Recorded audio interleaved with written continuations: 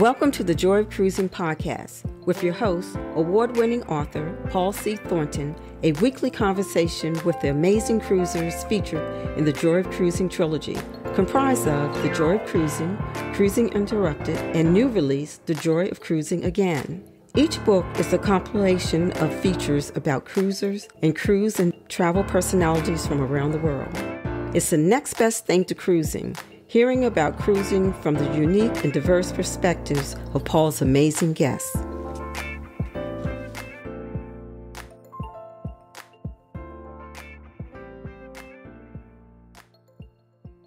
Hello, passionate cruisers. This is Paul, and I am delighted this week to welcome Laura Pedlar, creator of the Cruise Lifestyle blog, to the Joy of Cruising podcast. I got to know Laura a few years ago when I featured cruise lifestyle in my second cruising book, Cruising Interrupted, in a section called Bloggers, Cruise Community Champions.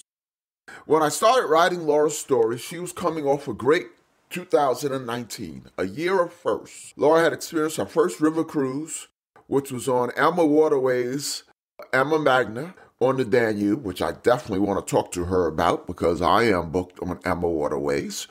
Her first time on an inaugural cruise, the launch of Royal Caribbean's Spectrum of the Seas, with an amazing itinerary leaving from Barcelona through the Suez Canal to Dubai. And she attended her first UK Cruise Lines International Association conference, an indication that she had arrived as a UK cruise influencer. Perhaps most importantly was Laura's first year hosting Cruise Hour, as that is how I met her. Cruise Hour is a weekly online gathering of cruise enthusiasts who discuss fun topics about cruising, including cuisine, fun things to do, excursions, destinations, and so on. I happened upon Cruise Hour on Twitter and started posting responses to the fun questions posed by Laura, often proudly accompanying my responses with cruise photos, typically of my cruising partner granddaughter. I kind of thought Cruise Hour was a catchy Twitter name. I didn't realize it referred to an actual hour. I was fairly new to social media at the time, so I didn't get live events early on. Despite being named Cruise Hour, I thought it was just an ongoing thread about various cruise topics. It took me a while to notice that my responses tended to be many hours, even days, after the Cruise Hour discussion ended, and the participants had long moved on to other parts of social media or were asleep. Laura was hosting the discussion group from UK, a 6-hour time difference from me in Florida. I told Laura that story when I was interviewing her for Cruising Interrupted, and she laughed, assuring me that others would respond even later than I used to. I think she was trying to make me feel not so duh. Laura continued that torrid pace of cruise highlights into 2020 with a January 2-week Southern Caribbean cruise on P&O Britannia to Barbados, St. Lucia, Antigua, Dominica, St. Vincent and Bonaire. And then the pandemic happened. Welcome, Laura, to the Joy of Cruising podcast. Hello. Thank you for having me. I'm excited. So how are you doing? Yeah, I'm really good. I'm good, thank you. Yeah. So before we discuss cruise lifestyle, tell our readers about yourself, where you're from, where you live, what's your background, family, anything you would like to share. Okay. So my name's Laura. I live in a place called Cornwall in the UK. And for anyone that doesn't know, it's in the very southwest of England. So it's a really pretty place. It's got a beautiful coastline surrounding it. I live there with my boyfriend, Craig, and he also loves cruising, which is quite lucky, really. And we have a cat called Phoebe. And during the day, my day job is I work at a school. I do community events and activities as well as the marketing. And I started a blog called Cruise Lifestyle a few years ago. So that's been keeping me busy. So after the cruising restart, I talked to you for Cruising Interrupted before the restart. After restart, I see from Facebook, you've been on several fun cruises. Before I ask you to tell me about them, let me first ask a question about your recent cruise. Did I really see you walking the ropes course, high above P&O's new Arvia? Yes. It felt like it was a good idea at the time when I was stood at the bottom. I like up. that. A good idea at the time. So it's up on deck 19 on the ship. It's a huge, great ship. It's the biggest one we've ever been on. But the high ropes course is on deck 19. So you can imagine how high up it is, even like before getting up on the high ropes. And looking from the deck upwards, it doesn't look too bad. But as soon as you get up onto these high ropes course walkways, you look down and you see the ocean down below, and it looks very, very high up. So I was a bit nervous when I got up there. I did manage to do it. You have to go through all different courses, and one looked like a big spider web, and other ones you just like stepping stones and things like that. It was good fun. I'm glad I did it, but I probably, now I've done it, that's about as much as I'm happy to do. I've never done anything like that, but the ship that I'm going on next for Christmas, I'll be taking my granddaughter. She just turned 14, and they have a high ropes course. So, if she does it, I'll do it. I hope she doesn't do it. So let's just say it's closed. It's closed today. There you go. You did do, though, I do remember you did the indoor skydiving, didn't you? So you do things. Yeah, I try a few things. I guess the most daring, I don't know, it's not all that daring, although it seems like if on the top, at the very top of the Symphony of the Seas, which was the biggest cruise ship in the world at the time, they have a sky ride, zip line. That's what I was trying to think of. They have a zip line at the very, very top of the ship. And so I did that. And, if you look down, you see the boardwalk, you see the ground level way, way down below. And so. Did you enjoy that? But yeah, I did. I thought it could have been a little longer. Once I was up there, I didn't worry about anyone making a mistake. but when I was in line to get up there, I said, wow, it's just one mistake and there's no chance to survive a mistake. I know I shouldn't be talking like that. Sounds morbid, but. No, it goes through your head, doesn't it? I bet it was a great view, though, when you were actually on the zip line. Or did you keep your eyes forwards? I looked down one time. So talk about the ropes course was on Arvia. So when I was wrapping up my most recent book, The Joy of Cruising Again, there was a couple of folks from the UK who were getting on Arvia. It wasn't out yet. Talk about that ship. It sounds magnificent. Yeah. So as I previously mentioned, Arvia is the biggest ship that we've been on so far. It has around, I'd want to say, 5,200 passengers, and it's the newest ship from P&O Cruises. So it's actually a sister ship to Carnival Celebration, Carnival Mardi Gras. So for people who are listening, they might get an idea of like the scale and the size and the layout, because it's very much similar to those. So it was just really a last minute cruise. It was like a bonus cruise for us because we already had Celebrity Edge that we were going to be going on in June. And this just happened to all fall into place. It was like the stars aligned. So it was end of April, beginning of May. And it was also the time when we would be on board when the King's coronation was being held. So in the UK, we got an extra bank holiday. So we got an extra day off. So that was a bonus. It was also my birthday. It was going to be. So that was also another reason why it'd be nice to be on a cruise for your birthday. And we'd been invited to go just for the day to Arvia to watch a new show that they were premiering. And my boyfriend just casually said in the kitchen when I told him about it, what cruise is going out that day? Because for us, it takes about 4 hours to drive to Southampton anyway. So, if you can tie it in with a cruise, that's a bonus. So we looked at the price and it was a brilliant price. So we were like, let's just book it and do it. So that's why we ended up on the cruise. But I know that Cruise with Amber, Steph from Cruise with Amber, who's a good friend of mine. I know that she was on the inaugural cruise, and she was in your book, your latest book, wasn't she? Mm-hmm. So she gave me a good insight into what it would be like on board. Lots of great food places, some great restaurants are included in the cruise fare, which is always a bonus, but also some really interesting specialty dining. And I like specialty dining, so I was happy. There's a really nice Indian restaurant on board, and there's also a sushi / vegan friendly restaurant as well, which I was interested to try. So as well as that, obviously big ship, lots of spaces. And to be fair, the design of the ship means that it's well laid out so that it doesn't feel crowded too much. So we never had a problem getting a sunbed, never had a problem getting a seat in any of the bar and lounges. So we were quite impressed because we were a bit nervous. It's the biggest ship, like I said.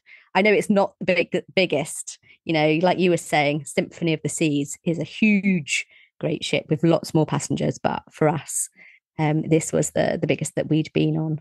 But yeah, it was good. Now, you mentioned it's kind of a sister ship of like Celebration and Mardi Gras and those. Have you been on the Carnival ships?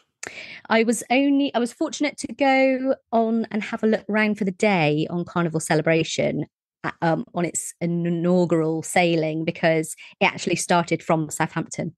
So I did manage to get on board and have a look around for the day to see what it was like, because over in the UK, we don't really have that much of a choice of Carnival ships. Right. So that was a real privilege to be able to get on board and have a look at a brand new ship. Now, you probably don't remember, but were you able to see from a one-day visit, were there a lot of differences between Celebration and Arvia?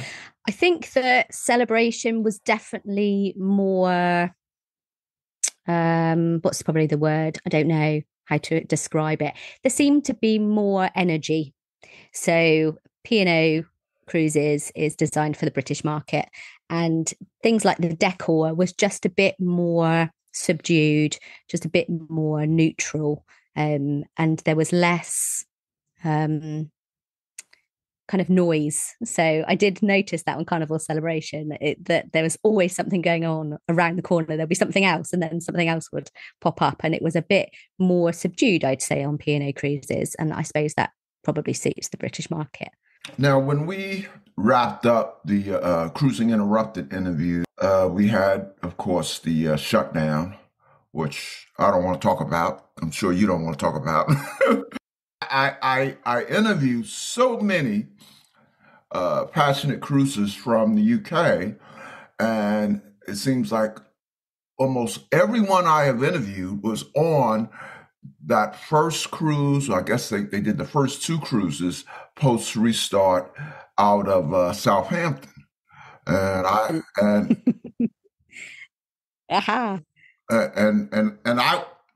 would have bet money you were on it, but you weren't. So what was your first cruise back? I held out. So when things started to move again, there was lots of choice. We were very, very lucky actually in the UK in that we did all of a sudden have lots and lots of choice of all these different cruise lines that were actually moving ships to Southampton because they could do the staycation. So I had seen that things were coming out, but I held out because I wanted to go on a princess ship. So the first princess ship that went out was Sky Princess. And so we were on the first princess cruise out on Sky Princess. And that was a very, very special one. Do you know why? Have you? Now, was that the one that was in association with the Queen's Coronation Day or something? No. Well, I was contacted by Princess and they said, would you like to be the first passengers on board? Oh, wow. And I said, yes, please. So we were able to be the first passengers to step back on board Sky Princess. I think it had been laid up for 19 months or something. And so, we had the honour of being the first passengers to step on board. And we got on board and walked straight into the atrium, and there was all these crew members all surrounding, all looking over all the different decks down onto the atrium, and they had banners and waving flags, and it was just a wonderful moment.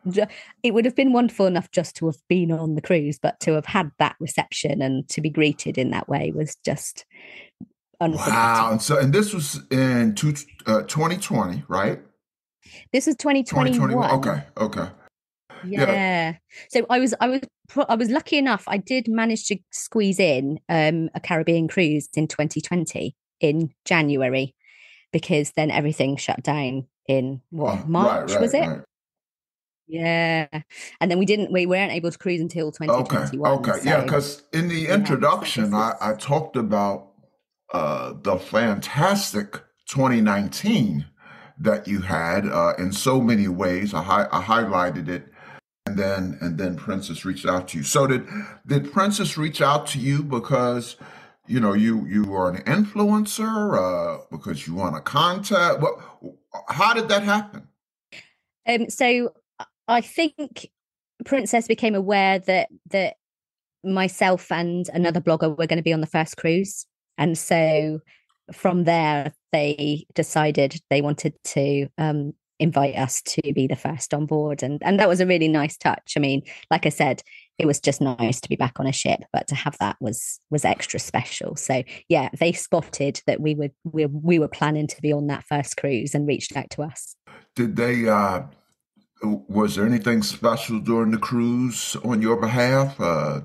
Yeah. So the other thing that we found out when we got to the cruise terminal was that we had been upgraded, which again was a really lovely bonus. Wow. Yes.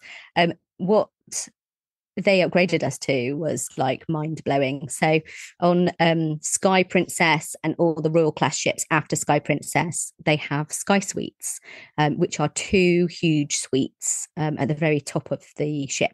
And it overlooks the Lido deck, and it has apparently the biggest balcony at sea, like the longest continual balcony at sea. So there's 2 of these on board. So yeah, we had a very big surprise when we got to the cruise terminal. You are so matter-of-factly about it. I mean, that is amazing. Yeah. It's just one of those moments that is just I'm never going to top it. It's never going to get better than that. But I will always have that to look back on and think, wow, that was just we were just speechless when we found out. You've got a story to share for years.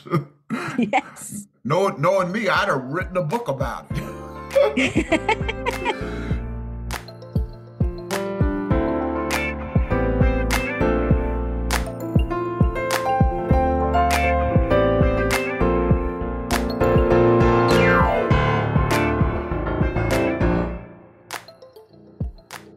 So talk about some of your, what's next? So talk about some of your other highlights post lockdown.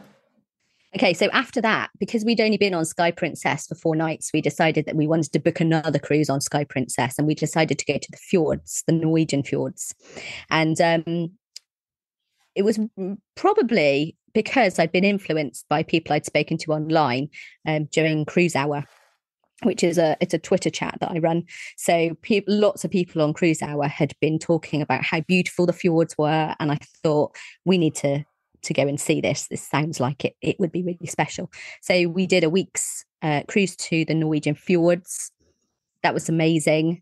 I remember one morning I woke up at 5 o'clock in the morning so that I could get up and I could get out on deck and just see the sailing through the fjords. It was absolutely stunning. It's one of those places that I think lives up to the hype. So if anyone does get the chance, I'd say yes, definitely do it. Don't put it off until you're older. That's one thing that people think, is that Norwegian fjords is for older people.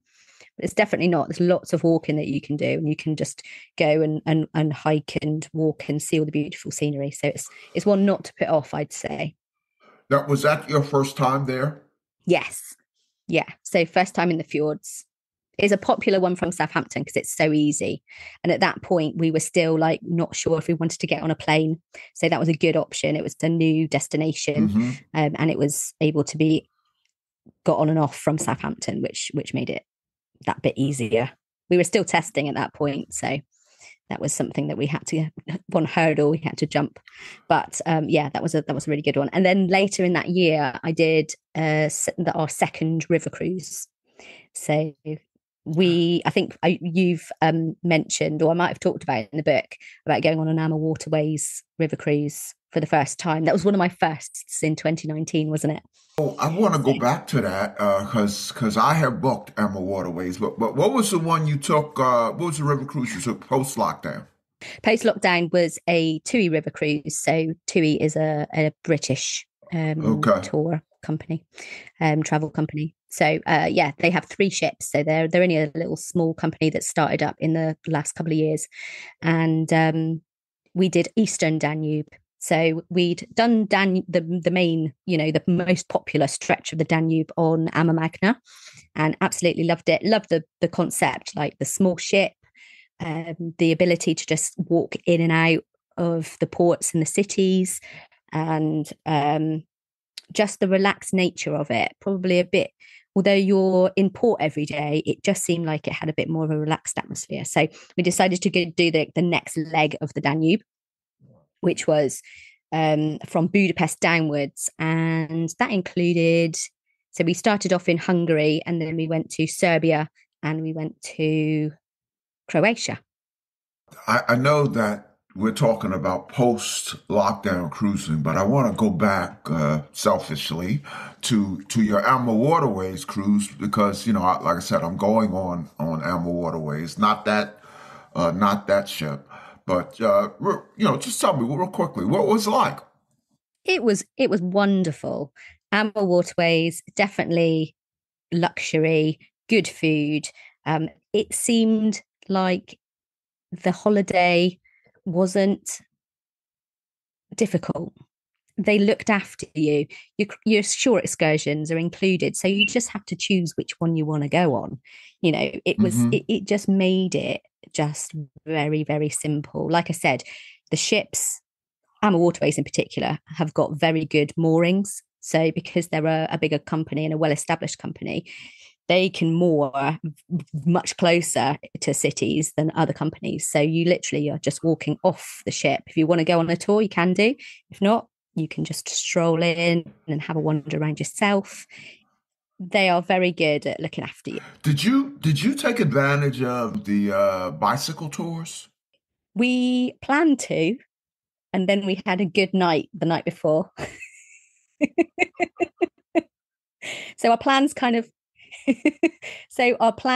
changed, and we got up a little later and decided to go for a walk instead. But yes, they have a fleet of bikes on board, so you can just borrow one basically and go off on your own. And I know that people did, and they also did on the ship that we were on. They also had spinning bikes on the back, so you could go on a spinning bike and look out at the beautiful scenery. But I didn't do that either.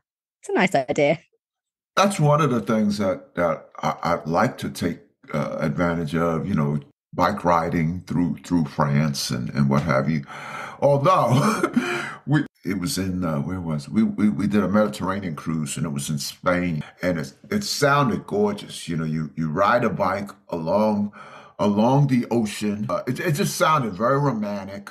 And so we signed up for it. Problem is, I didn't read carefully enough, and it was for skilled riders. Yeah, in Spain, they have these bike paths, and you ride on one side, and the oncoming bikes and motorcycles and scooters or whatever comes on the other, and they didn't mess around, And there were parts of the ride that, we were on a cliff, and you go too much to the right, you're in the ocean, and.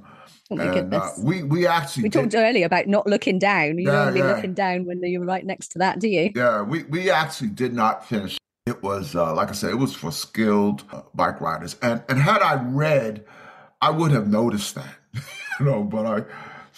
But we do want to do that again at a much more leisurely pace. And so we're hoping we can do that when we're on the river cruise.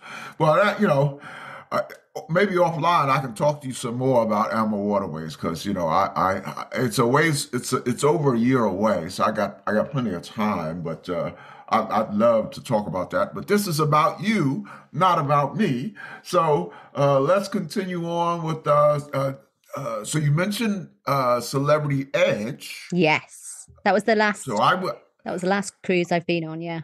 Yeah, I went on the Edge class. That was the cruise that I went to. Not Celebrity Edge, but Celebrity Beyond. That was the cruise I went to the Mediterranean. How'd you like Celebrity Edge? Oh, I think I've just found my new favorite.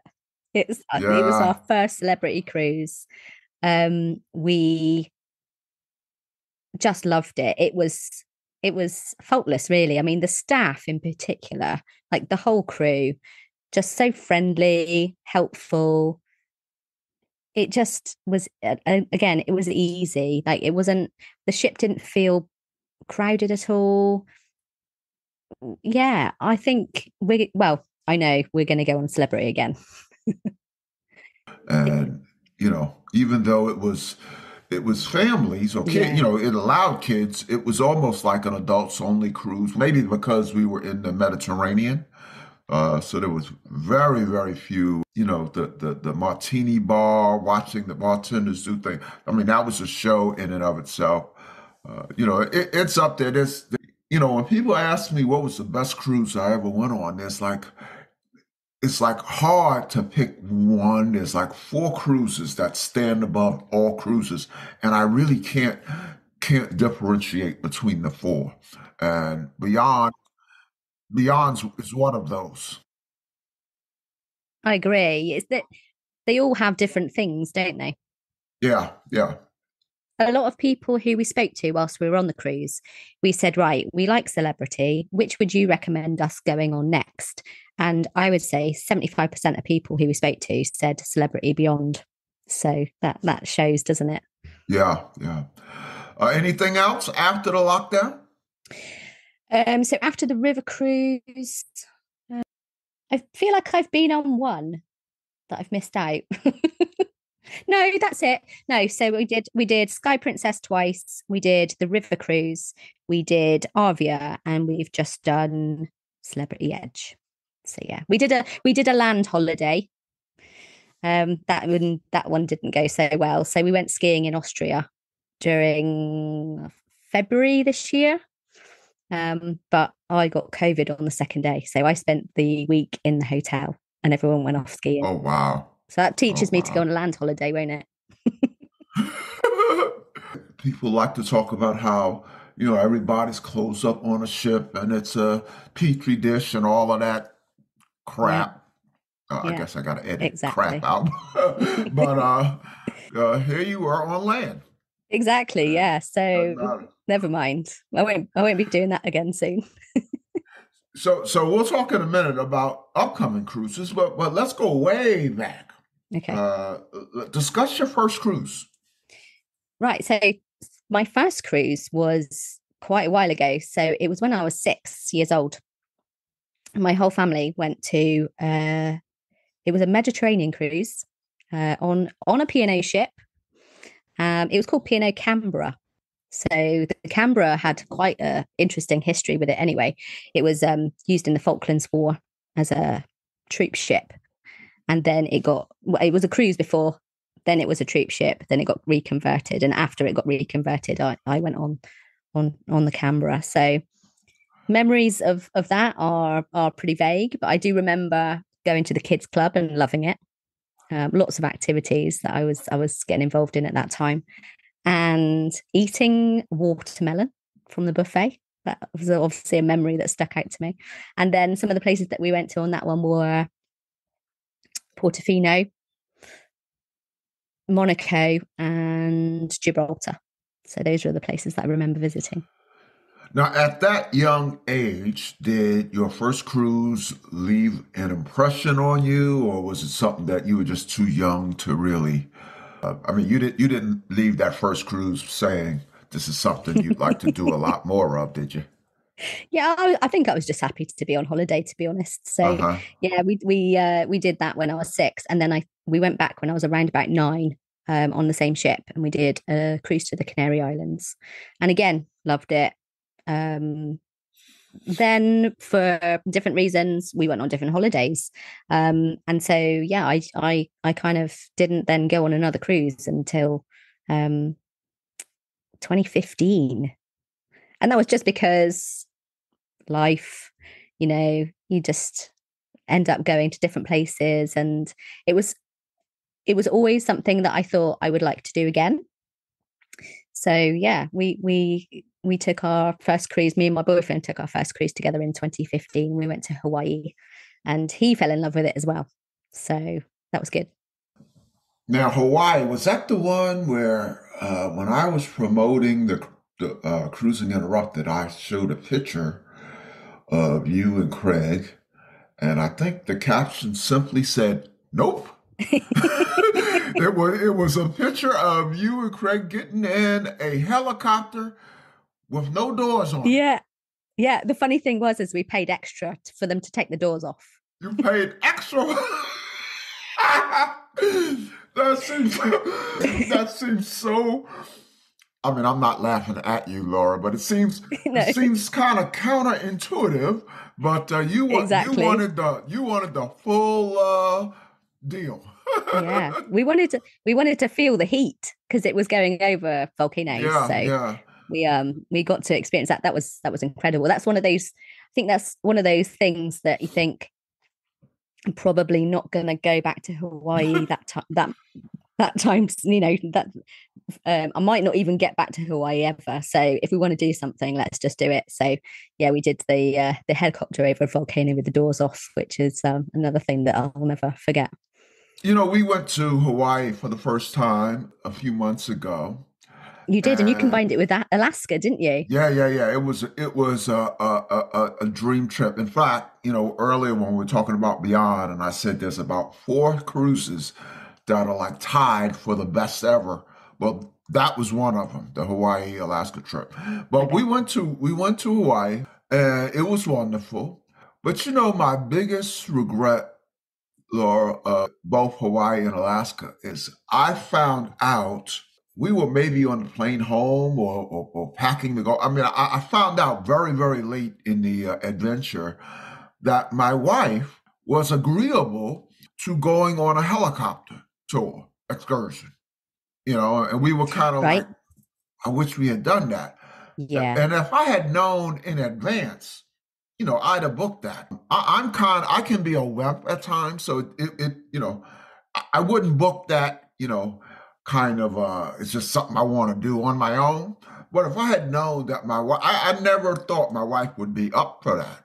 So I would, when we go back, and we'll definitely go back to both places I want to go back to, although Hawaii, I want to go back to on a land trip.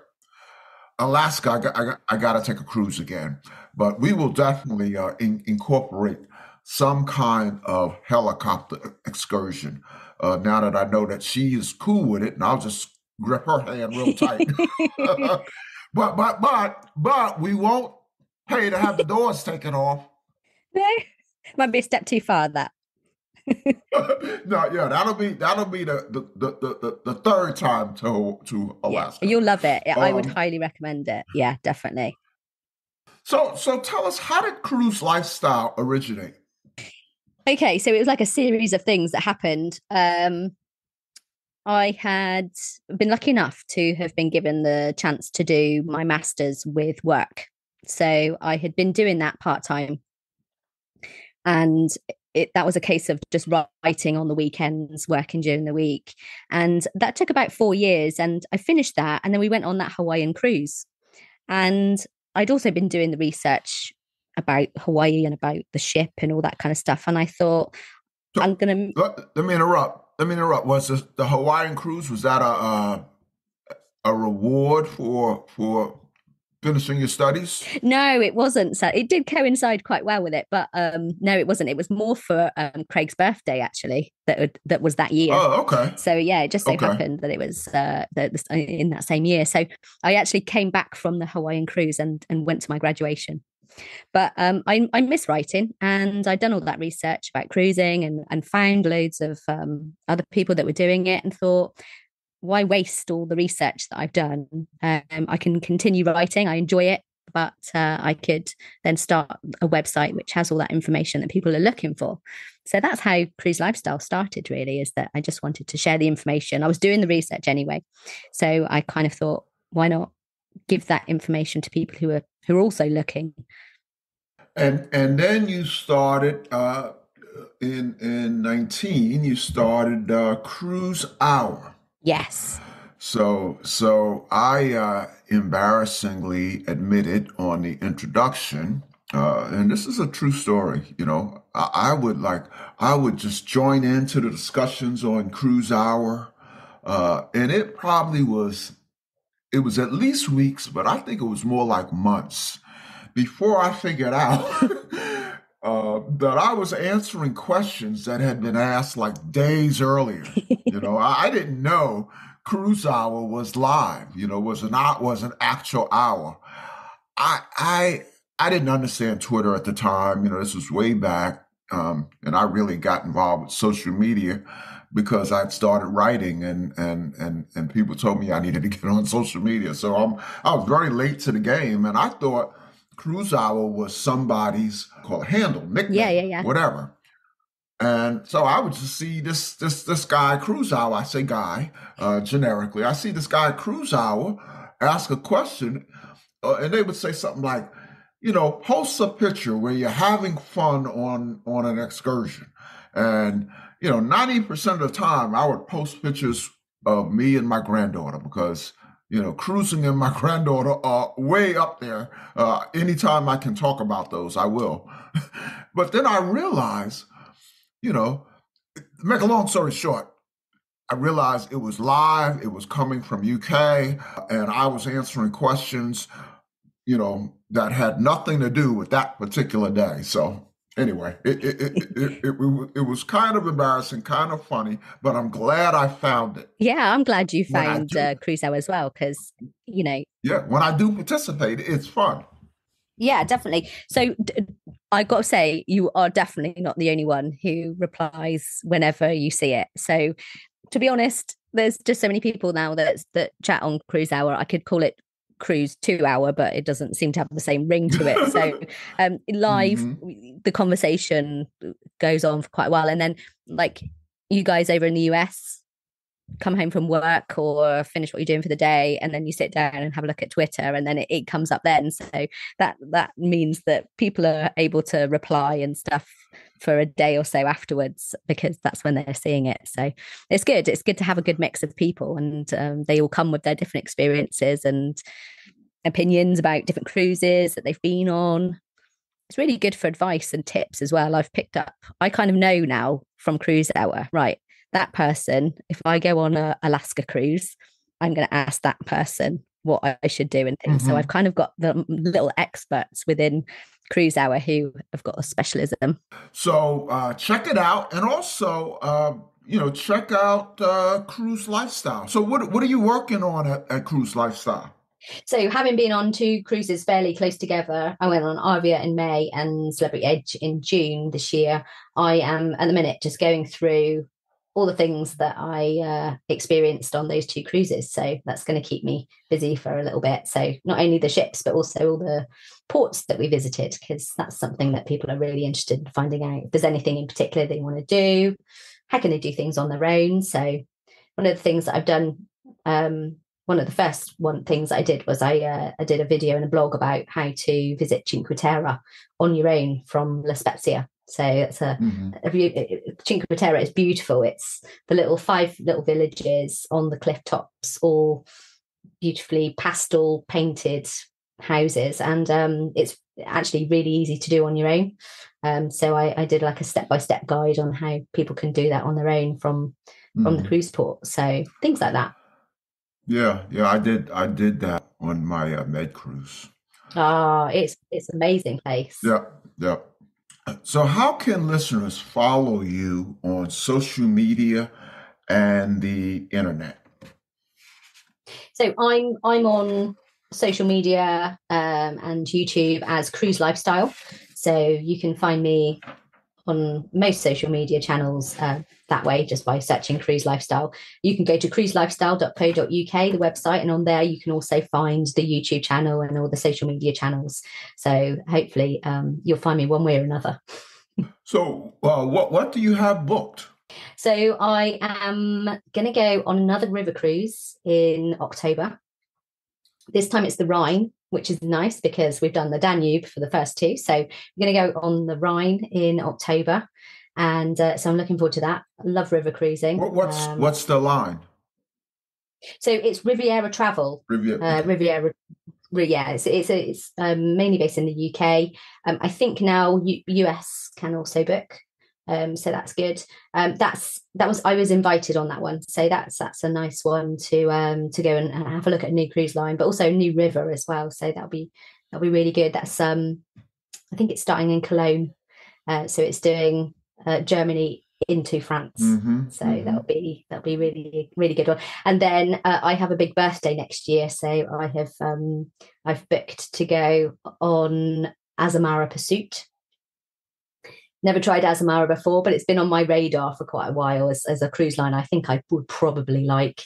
So yeah, I've treated myself or ourselves to go on Azamara Pursuit. We're going to go to Venice. Oh wow! Have you been, that was another place. Have you been to Venice?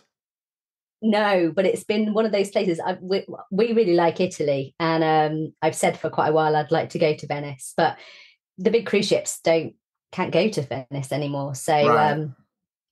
So we are going to go to Venice for 4 nights, and then we are going to get on Azamara Pursuit, and we're going to go. It's a Croatia intensive cruise, so that would be lovely. Looking forward to that one. And then later in the year, we've got one more booked, and that is on Celebrity Ascent. So that is going to the new well, you know, I'm going to want to have you. I want to have you back anyway because I consider you a leader in the cruise community. Maybe a good time to have you back is after Celebrity Ascent, so you could kind of give us a trip report on that gorgeous new ship. You know, I'm sure it's going to be an upgrade to Celebrity Beyond, and I'm wondering what on earth can they upgrade? Well, yeah, I mean, everyone raves about Celebrity Beyond, and we like Celebrity. We decided that when we were on that Celebrity Edge ship that we were going to put a future cruise deposit down, and it was just then a matter of deciding which one we were going to go on, and we were actually going to go on Celebrity Beyond because of so many people telling us that it was a great ship to go on for our next one, but the itinerary changed, so it's staying in the Caribbean now, and we're going to do a med cruise on Ascent instead. That's going to be actually amazing. Worked out quite nicely. What's on your bucket list? Travel or life in general? For travel, so when I spoke to you when you were doing the book, I thought we were being really clever. We'd booked a cruise to South America, but it was for 2022. So we thought, this pandemic, it'll be finished. It'll be done with. We've got this cruise booked. It's going to go. It was being built, and unfortunately, the shipyard's closed, so the ship wasn't ready in time. So I'd still like to go to South America because we've not been before. So that's definitely a place that we'd like to go. And then the other place that I'm really, really want to go, I'm itching to go, is to Asia, and in particular Vietnam and Japan. So going in that direction, the furthest we've been in that direction is Dubai. That's as far as we've been so far. So going all the way over to somewhere like Japan would be amazing, just because it's completely different, isn't it? You know, you see pictures and videos of Tokyo, and it just looks like an incredible place to visit. So both on my bucket list. Vietnam for a river cruise. Yes, me too. Yeah. So Vietnam, Cambodia, going and doing it that way would be the perfect way I would want to do it. So Laura, before we let you go, a couple of light cruise questions, hopefully fun cruise questions, and then perhaps an oddball question. I say oddball because it's not necessarily related to cruising. So the first is really for my benefit. I'm into this thing now with trying all kinds of drinks because I get all kinds of ideas from guests on the podcast like you. So what's your favorite cruise drink? Okay, so I probably would have to say a margarita, because that's the cocktail that I will 9 times out of 10 try and order as my first drink of the cruise. That says to me, I'm on a cruise and I'm having a margarita and my holiday has started.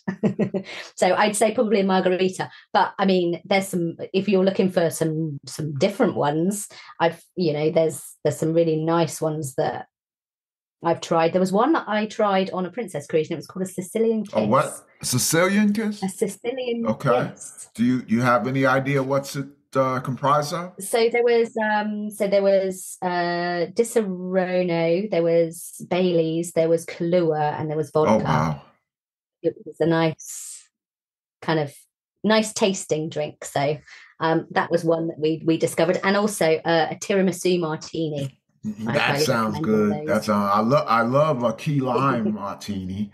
Never had tiramisu martini, but it just got added to the list.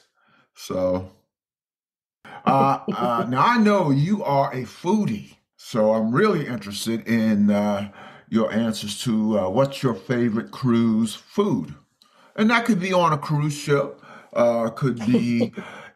It could be something that you eat on every cruise. I eat escargot every cruise, and never ever eat it on land. So what's your tradition of cruise food? I'm always drawn to seafood, shellfish. So I like shrimp and lobster and mussels and scallops and anything like that. I also really like sushi.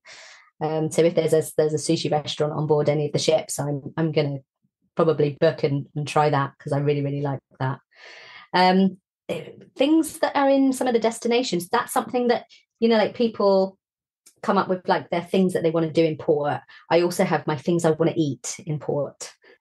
Actually in the process of writing like things you should eat on a Danube river cruise, because of all the different places that you can stop and eat different things. Oh, okay. I do try and find those things, and I do try and showcase them on the blog just so that people have got an idea.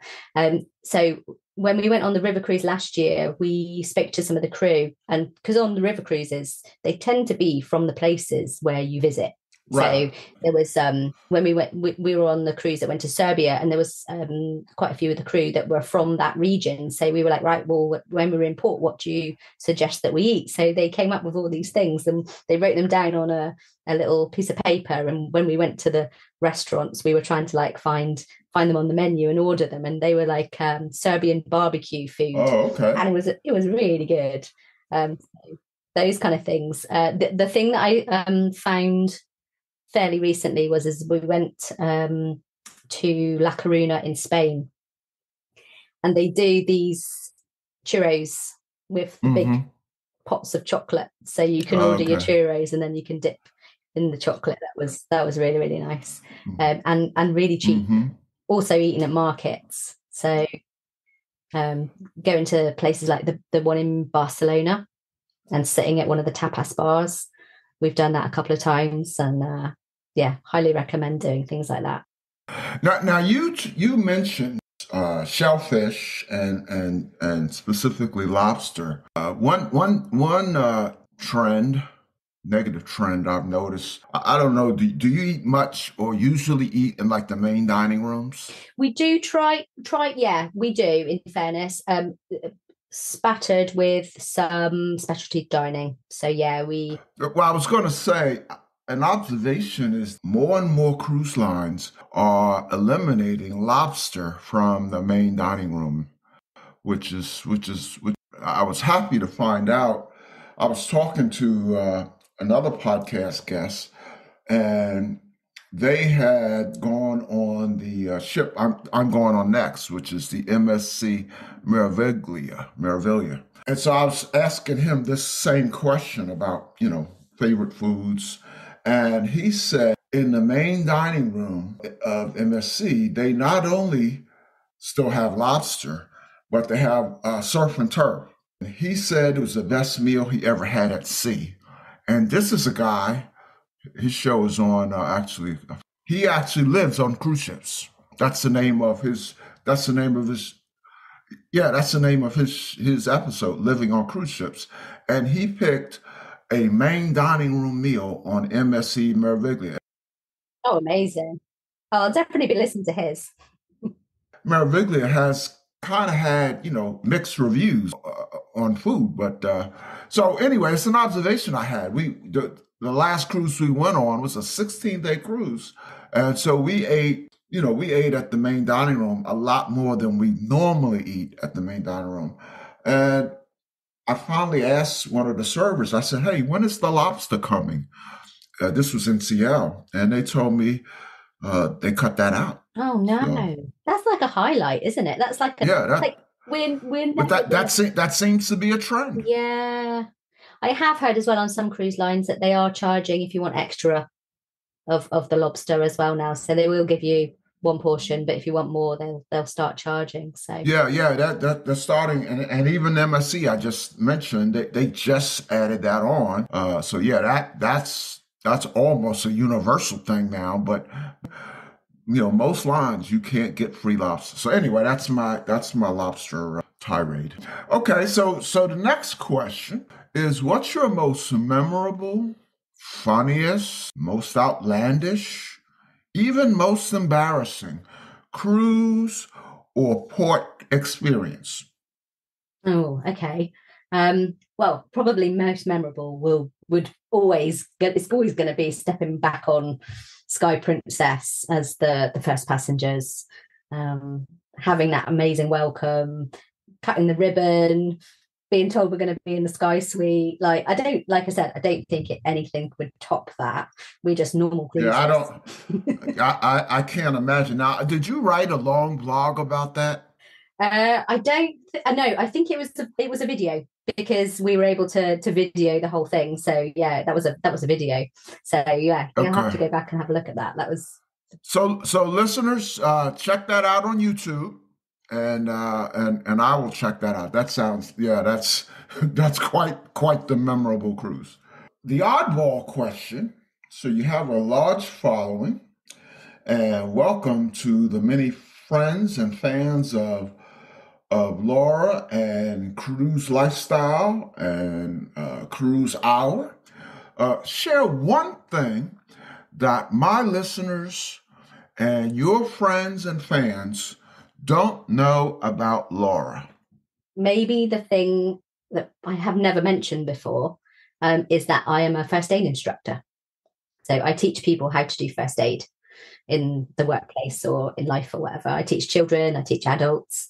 And so that's something I've been doing for the last 9 years. And it's a really rewarding thing to do. I get people contact me and say that they'd been able to help someone, save someone's life, whatever, because they've had the training, felt confident enough to do it. I don't know. I want to say especially, being a cruiser, but really good skill to have regardless. I don't know how I've not done something first aid related on the blog. I really should do now, that people know. So yeah, I should do like things to take in your first aid box, that type of thing, maybe. Well, Laura, thank you so much for coming on the Joy of Cruising podcast, and all the best with Cruise Lifestyle and Cruise Hour. I will continue to occasionally participate in Cruise Hour when I happen to get on Twitter at a time that it's going on. So as I said earlier, I know you're going to continue to do fun things on the ocean and try some new ships and new restaurants at ports, because that's what you're good at, and especially given that you're going on the Ascent. So maybe you'll be the first one on who can talk about the Ascent. So we look forward to having you back in the not too distant future. Thank you ever so much, Paul. I love listening to the podcast. You're on as I'm driving to work and back. So thank you, and thank you for having me on the podcast. Well, thank you. I originally had the podcast coming on like early morning every Thursday to for the U.S. drivers to hear on their way to work. And then I said, a third of the book of the people I have featured in the books and the people I featured on the podcast are from UK. And so I changed that. So now the podcast comes out at midnight. And this way, the UK folks can, it's ready for the UK folks as they are starting their day. So I intentionally made that change because and UK, I tell you, UK has such a vibrant cruise community. I mean, it really, really does. So, but Laura, thank you, and we'll see you again soon. Thank you. But in the meantime, as they say, we will see you on the ocean. Thanks ever so much, Paul. Have a good day. All right, Laura, take care now. Thank you. Bye. Bye-bye. The Joy of Cruising and Cruising Interrupted, each $16.99 plus shipping, and new release, The Joy of Cruising Again, for $18.99 can be ordered at the link on thejoyofcruisingpodcast.com. For each of the 3 books, use the discount code Joy of Cruising Podcast and get $4 off. The Joy of Cruising books are also available at Amazon. Order the ebook at Amazon or your favorite online retailer. Stay in touch by joining the Joy of Cruising Podcast Facebook group or following the Joy of Cruising Podcast on Instagram. We're constantly adding new shows. Please leave a review and tell a friend about us. We hope you enjoyed this brief escape to the ocean.